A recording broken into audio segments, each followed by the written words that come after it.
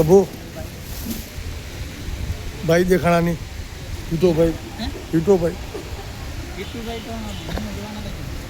અર્જન હતા ના કાલ થાય હતા કે મેં સીતારામ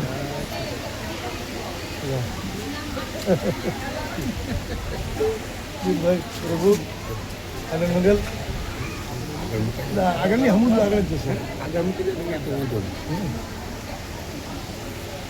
જય શ્રી રામ જય શ્રી રામ જય શ્રી રામ. ખૂબ ખૂબ ધન્યવાદ.